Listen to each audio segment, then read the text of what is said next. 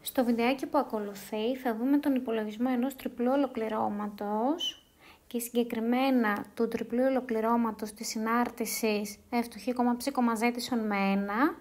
στην σφαίρα με κέντρο το 0,0,0 και ακτίνα το 3. Αρχικά,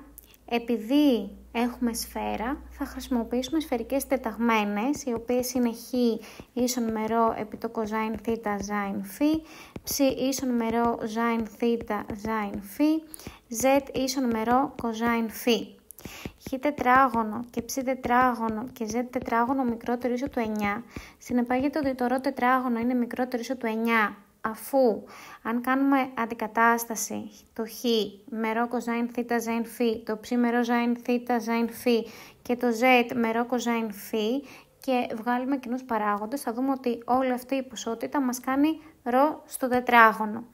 Άρα 0 μικρότερο ίσο του ρ μικρότερο ίσο του 3.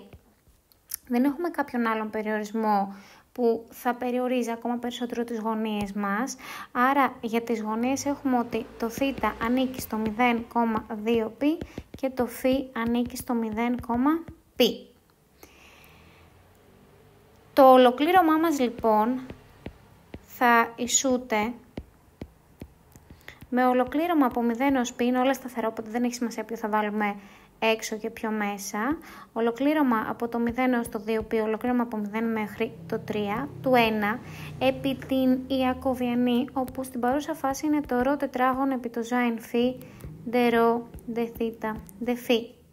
Ολοκληρώνουμε από μέσα προς τα έξω, οπότε ολοκληρώνουμε πρώτα ως προς το ρ,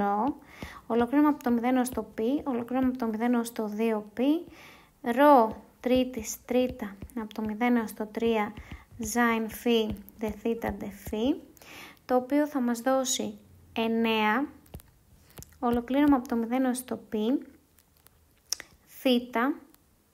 από το 0 έως το 2π επί το ζάιν φ, δε φ, ολοκληρώσαμε ως προς θ,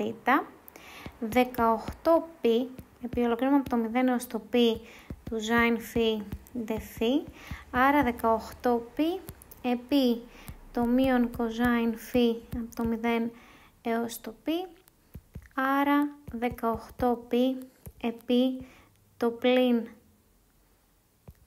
το 1 συν το 1, άρα όλο αυτό θα μας δώσει 36π.